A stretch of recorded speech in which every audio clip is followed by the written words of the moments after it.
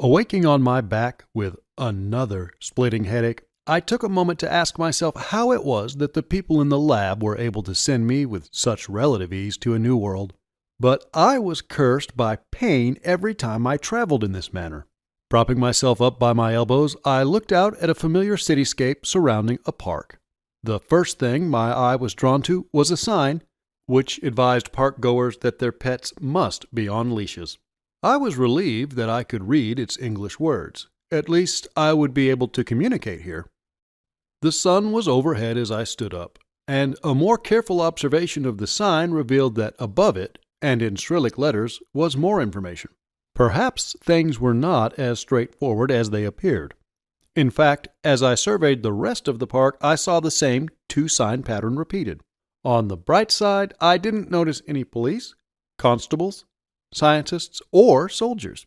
What I did see, however, was a seemingly peaceful afternoon park replete with families and their pets, all on leashes, you'll be happy to know. Making my way to the center of the park, I took a moment to revel in the peaceful day. The sun was shining, the birds were singing, and all around me everything seemed perfectly normal. Seated on the grass, eating a sandwich, was a woman in her mid-30s who I took it upon myself to speak with. "Do you speak English?" I said, in as non-threatening a tone as I could. "What do you want?" was her terse reply. "I'm lost. Could you tell me where I am?" I said. She stopped chewing long enough to look me up and down and then responded, "You a soldier?" "No, ma'am, I'm just a guy who doesn't know where he is. Could you help me?" I said. "You look like a soldier," was her only reply. "Look, ma'am, regardless of my appearance, you should at least be able to tell me where I am, right?" I was getting tired of her attitude. It was the same attitude that killed the Marshall's translator and Lisa at the lab. Mankind was really starting to piss me off. "You're in Linen Park, soldier boy. Now, go and capitulate elsewhere, please. The Friendship Center is just up Trotsky Way about 2 blocks. She motioned to the north with a wave of her hand. Then she stood up, leaving her blanket and food, and walked away from me briskly. She was quite the help, and so I decided to repay her by following her and annoying her some more. I ran to catch up with her, then walked beside her for a moment. "Indulge me for a moment. Why are all these streets named after Russians?" I asked. She sighed and then began an obviously memorized speech. "Because after the Great Patriotic War, the noble Russian nation helped us cast off the shackles of capitalist oppression. No longer would the United States be forced to live under the tyrannical and corrupt government which had aided the enemies of the people. A new era of peace and unity was ushered in." She paused, then continued, "Look, comrade, I've been a loyal party member all my life. I've just had a bad day. Could you find it in your heart to overlook my flippant attitude?" I could tell by the way that she spoke that she was now reevaluating the way she had treated me. Perhaps she was even a little scared. As the weight of the words she had spoken sank in, I froze in my tracks. When I did so, she quickened her pace, and this time I did not pursue her. So, the Russians were in charge here. That explained the Cyrillic signs. Wanting more information, I scanned the park and found 2 teenagers, and if teenagers here were anything like their counterparts on my world, I knew they would not be able to hold their mouths back. Attempting to look official, I raised my head and walked directly towards them. When I approached, their laughter stopped and they stared up at me. I should note that the following conversation may be inaccurate. The words may be different, but the meaning is the same. I didn't write this part until days after it happened. "Greetings, comrades," I announced to them with all the arrogance and condescension I could muster. "Comrade," they answered in monotone unison. "Let's play a game, shall we? I'd like to hear about the Great Patriotic War. One of you will give me the real version, and one will give me the lies they may have heard." "Ooh, I'll go first," started the one to my left.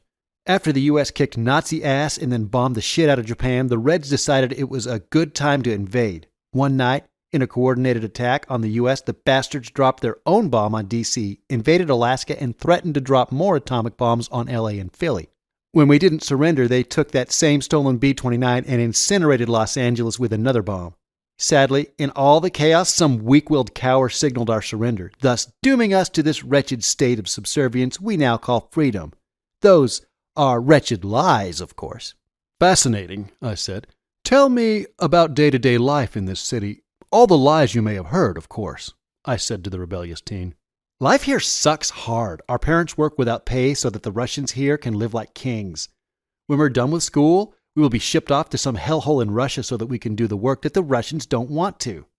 Maybe if I'm really good, I can be a lumberjack or a miner. I don't even want to think about what my sister is going to have to do. When our 4 years of mandatory repayment is done, I'll come back here to work a shitty job in a factory, then I'll die. Jesus Christ, I said in amazement. Yeah, life is supposedly hard for the children of non-capitulators, supposedly, added the other boy. But you don't look like you need to worry about that. Okay, I said, I've heard enough. How the hell do I get out of here? I asked them. But comrade, why would you want to leave the tender care of our Russian family? Laughed one. Fuck the Russians, fuck the capitulators, and fuck this country, I said before I could stop myself. The teenagers instantly stopped laughing and stared in disbelief at the person who had just openly cursed the invading government. One of them leaned over to look at me. Then his gaze drifted to behind my shoulder. Oh shit, it's a friendship monitor. Dude, I didn't mean anything I said. I'm sorry. Oh God, babbled the teen. When I turned around, I saw a soldier walking directly towards us. Hey guys, does this soldier have a radio? I asked the teens. What? No, all he has to do is blow his whistle and every cop who hears it will come running. A hand on my shoulder announced the arrival of the friendship monitor. Gentlemen, what have we here? He asked in a heavy Russian accent. Just having a little chat with the boys here, I replied as innocently as I could. And the young lady you accosted earlier? Yep, I asked her for directions. She wasn't very helpful.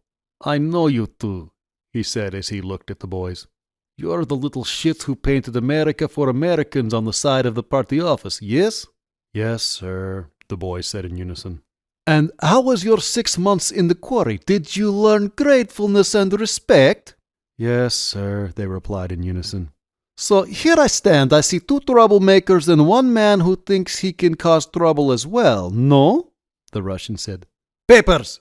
He yelled at the top of his lungs. All 3 of us jumped when he yelled. The 2 teens dutifully stood up and produced identification papers while I took my backpack off, reached my hand into the backpack, and leaving it inside, wrapped my fingers around the pistol's grip. He was busy writing their names in a little notebook and didn't notice I was not proffering my papers as well. When he turned to me, he stretched out his hand, expecting me to fill it with my identification as well. Instead, I took a step back and pulled my pistol out, pointing it squarely at his face. The look of shock on this man's face was priceless. How dare a filthy American point a pistol at him? Slowly, his hands raised above his head. Blow that whistle, and I'll kill you. Got it? I said quietly. No one in the park had seen me holding a gun to the man's head yet, so I quickly moved behind him and shoved the barrel into his back. Walk, and put your hands down, I commanded. You'll never get away, he started, but I cut him off. That may be, but this way you live. You fight me, and I kill you. Now walk, comrade. Where would the dead man have me walk? Asked the party officer. Just walk. We're going to have a conversation as we go. As we walked, I pumped him for as much information as I could. Apparently, every part of the United States was under Russian control except for western Texas and eastern New Mexico. The inhabitants there had mounted a campaign of insurrection for decades, and the invaders finally just gave up trying. The Russian frontier was a mere 180 miles to my west, if I could believe what my captive was telling me. To substantiate his story, I needed a map, so I was off to find one. On my side was the fact that the Russians hadn't advanced their technology much past the 1970s of my time, which meant no street cameras and an inefficient police force. I was confident I could elude detection for at least a few more hours. During our walk, I finally was able to put a name to the city I was in. It was Dallas. It had a new socialist name, of course, but I refused to write that insult in this journal. I am a pilot, a traveler, a survivor, even a murderer. but above all, I am a patriot. I was so angry, I forgot I was not part of this world, but merely a temporary visitor. I considered trying to organize a resistance, or at the very least, spending my time harassing the local invaders. But then I remembered my little pet, who would be following me here shortly. As I searched for a place to find a map, part of me was trying to think of a way to inflict maximum casualties with the help of my own demon. When the communist suddenly stopped, I almost shot him on reflex. "What the hell are you doing, Ivan?" I sneered at him. "My name is Victor, and if you want the map, we are here." Looking over his shoulder, I was able to see that he had led me to an open-air memorial to all the brave Russian men and women who died liberating the United States. Sure enough, the outline of the United American Socialist States ended at West Texas, traveled roughly north, before heading west into New Mexico and then traveling south to the border. All right. So the Texans held your filthy invasion back. Good for them. I think I'm from Texas, I said. "You think? Don't you know where are you from?" "Fuck you, Ivan. I've been through more than your brainwashed little bit of gray matter could possibly ever comprehend." "Victor," replied my prisoner. "Ivan," I said, was my reply as I pushed the gun further into his spine. "Ivan it is, then where shall we go now?" he replied. Now, my mind was reaching a decision point. Stay and fight for my pseudo-countrymen, or try to reach freedom in Texas? Could one man make a difference in this horrible situation?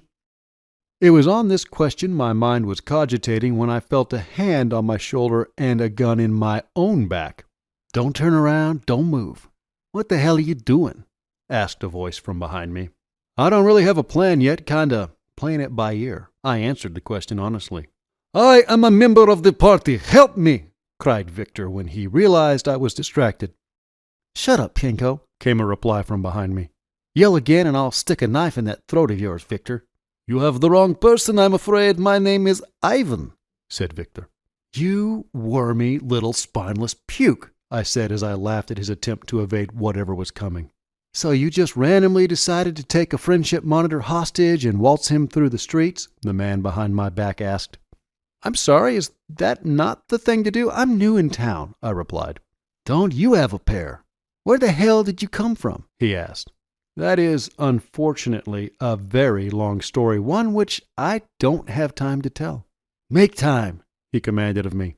"Suffice it to say, I come from a place far away. I arrived here quite by accident and now don't know if I should be making bombs or making tracks. They're building up troops to the west. I guess they're getting ready to close the Guadalupe Gap. That kind of makes the latter impossible," the mystery man said. "How do you know that?" Victor demanded. The man behind me removed his gun and hand, and then held a small piece of paper in front of my face. Printed on it was the address 907 Grozny, number 204.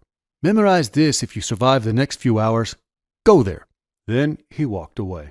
As he walked away, it occurred to me that I was very hungry again, and without currency, I was sure to remain that way. To that end, I relieved Victor of his cash before I tied him up with the same steel cable that had been my restraint at the villa. I left Ivan in a dumpster in a secluded alley. Walking quickly, I traveled several miles before I happened to notice a street sign that said Grozny. Unfortunately, the sign also indicated I was in the 2700 block of Grozny. I had another 26 or so blocks to travel. I was fortunate to stumble across the correct street and doubly fortunate to find a diner on the same street. I ducked in and had a delicious hamburger with French fries and iced tea, all courtesy of Comrade Victor. I'm not an economist, but I was starting to see the practical application of communism. Already I had liberated money from the wealthy and given it to the needy. Refreshed by the food, I continued my travels. During this walk, I thought a great deal about my circumstances. If I truly was the result of a natural event, as Kruk had surmised, then the beast must also be a natural event. I'm a foreign object in these worlds, and like in the human body, I am certain that the beast is a sort of immune response to the foreign body. It's the equivalent of an inflammation. Each time it tries to correct my presence and loses, the immune response gets larger. I must be quite the persistent infection. The implication is staggering. The entire universe and every part of it is part of a larger living being. I wonder if it is conscious. Am I causing it pain by moving from existence to existence? Am I like a cancer cell spreading from organ to organ? In any event, I think I am the sole living human who knows this little secret right now. Hopefully, someone will read this and then I won't be the only one. At the very least, they will know not to touch any undulating St. Elmo's fire. I apologize. The hour is late. I will now return to the narrative of my experiences. Arriving at 907 Grozny, number 204, was very anticlimactic. There was no answer to my knock, and the door was unlocked, so I let myself in. It was a small apartment, and the furnishings inside seemed ancient. Faded carpet and smoke-stained walls were my only companions. On a coffee table in front of a ragged couch was an ashtray. In it was a package of cigarettes and a book of matches. With nothing else to do, I indulged myself with a smoke. It tasted horrible, but still managed to calm my nerves. The day faded into night, and I decided to finish writing the events up to the lab before turning to bed. In point of fact, I am in bed right now and care not about writing another word. The following morning, I expected to be awoken by the mystery man or perhaps the police. Neither occurred. Instead, I came out of my slumber in the most natural way possible, with the dawn's light burning my retinas. I found the shower, and practicing my newfound economic theory, I liberated soap and shampoo in the process. In order to lower my memorability to people, I took some clothes from the closet, a blue button-down dress shirt, and a pair of slacks that were only slightly too big. The shoes did not fit, so I had to put my boots back on. Changing into non-sweat-stained clothes made me feel a bit more like a man, but not much. I momentarily worried that I was at the wrong address and had just stolen some poor soul's clothing who worked the night shift somewhere. Then that moment passed, and I decided that even if I did, I didn't care about such things anymore. Shouldering my backpack, I closed the door as I headed out to see what my new favorite diner was serving for breakfast. Exiting the building, the ringing returned to my ears. I hadn't been here very long, and I hadn't seen nor heard the beast. Perhaps, I thought, Elia had actually killed it. Either way, I knew I would be leaving soon. I thought about what I could do to make this world a better place, and the answer seemed obvious. If they were massing troops for an invasion of the last remaining free lands, any disruption I could cause might mean fewer American lives lost. Sipping coffee and eating my steak and eggs, I thought long and hard about what to do. In my world, religious nut jobs were blowing themselves up, killing civilians and generally causing mayhem. I had no intention of harming innocent people, but mass murder was on my mind. I took a second to realize just how much I had changed since I started skipping across reality. I was now actively planning a bombing that would hopefully kill many Russian soldiers. What the hell have I become? No wonder the beast had been so relentless in its pursuit of my death. I pushed these thoughts out of my mind and continued making my plans for revolution. Explosives would be the hardest thing to get my hands on. Stealing them from occupying forces was an option, but I didn't think I'd be able to get away with it. That left me with only one course of action. I would need to make them. But did I have the ability to do so? Somewhere, in the depths of my dimly lit memory, I remembered sitting in my high school chemistry class. Yes, I did indeed know how to make a bomb. A rather large one at that. All that I needed was some fertilizer, a few other ingredients, and a truck. I was going to duplicate the Oklahoma City bombing. His bomb had been a work of evil, killing innocent people. Mine would be a blow for freedom. Surprisingly, finding the fertilizer was the easy part. I found 55-gallon drums of it behind a farming supply warehouse conveniently located 2 miles from my newfound apartment. The difficult part was finding a truck. As it happened, private vehicles were outlawed. The only ones with trucks were the soldiers. With the ringing in my ears intensifying, I resolved to make the fuse and steal the truck that night. I returned to my apartment to work on the trigger and ignition device. A simple wind-up alarm clock and the capacitor from the ancient TV in my living room provided the crucial parts. With the trigger done, I grabbed my pack and was headed out the door when a man walked in. He was an intimidating individual standing well over 6 feet tall, wearing an undershirt and slacks. "You've been busy," the man remarked as he looked at the ruined TV. "Yep," I said. "If you'll excuse me, I've got crime to commit." "Fertilizer bomb, huh?" he remarked as he held his hand out to prevent me from walking past him. "Like I said, crime to commit." "You know they'll see this coming, right? A truck. I assume you're off to steal a truck. A truck rolling into their camp being driven by an American. They'll kill you before you get 5 feet into their staging area." "Maybe," I said with disinterest. "You got a death wish then? What the hell is going on out there?" he said as he looked towards the window. "On the contrary, I just want to go home." "How long have you been following me?" I asked, snapping his attention back to me. "Since you got in yesterday. We had to know who you really were before approaching you. When we saw you make that trigger, though, we knew we had to stop you. You kidnapped a party officer, and now you're planning to bomb the staging area. You're out of your goddamn mind." "It would appear that way," I agreed with him. "Still, though, I'm going to have to ask you to get out of my way," I continued. "I'm only in town for one more day, and I want to leave with a big send-off. 2 days ago, I watched 3 communists beat an old man for not saluting them, and now I'm going to have to beat you to get you to not kill them. It's a strange world." "Okay, I'll play along. Why should I not do this? Give me one good reason," I said. "Because we don't want you meddling. I don't know who you are or where you really come from. Frankly, you seem absolutely insane and bloodthirsty. You scare the ever-loving shit out of us." Those words struck me pretty hard. I had earlier in the day come to the exact same conclusion, yet quickly dismissed it as irrelevant. I collapsed into the couch, his words bouncing around my skull. "The bottom line is, we won't let you do this. You obviously don't know this, so I'll just tell you. When an American kills a Russian, 3 Americans are chosen at random and shot in front of the courthouse. The only way to kill this animal is by cutting its head off. We're working on doing just that. Your plan will end in more innocent blood than you can imagine. Is that what you want?" "No, that's the exact opposite of what I want," I said in utter defeat. I had been so blinded by rage that I had almost caused the deaths of hundreds of people. It was more than that. I had chosen to play hero to people who didn't want me to. I was, indeed, meddling. The ringing was growing louder now. I know I had no more than a few hours left.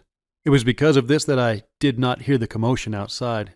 Instead, I saw the tall man turn to the window and stare in utter disbelief. I quickly rose to my feet, but before I got there, I knew what I was going to see. That smell, that horrible, awful smell, was wafting in from the window. So, it wasn't dead after all. As I looked, I saw that it had continued its monstrous growth pattern and was now approaching titanic size. Its head was as big as a man, and the top of its back was easily over 15 feet. Its scarred head was moving back and forth, searching for me as it walked up the street. I could hear the screams now, and the rapid popping of automatic weapons. When it roared, the apartment shook. As it moved closer to us, a military transport truck came to a screeching halt and disgorged 20 or so soldiers, who dutifully took up positions and began firing. I knew from experience that was just making it angry. Then the first rocket streaked from the rear of the truck and struck true with a deafening bang. The monster fell on its side, but not for long. It regained its posture and continued searching for me, but this time it was dragging its front left leg, limping steadily closer. Another rocket was able to knock it down again. This time it stayed down as another and yet another rocket struck it. Then it just seemed to melt into a soft light, and then it simply wasn't there. You can imagine the confusion this caused for our Russian guests. "The only way to hurt it is with fire," I said to the man next to me. "You know what that thing was?" he said incredulously. "Unfortunately. Do me a favor and stay for a few hours. I'll tell you all about it, and then I'll disappear right before your very eyes, never to be seen or heard from again," I said. He is, as he said frequently during our talk, a fan of science fiction. I suspect this is the only reason he stayed. I have finished up this journal with him watching me, but the pain is becoming too great now. I can only imagine his reaction when I do, indeed, vanish in front of him. I never did get his name, though, and I'm not going to ask it now.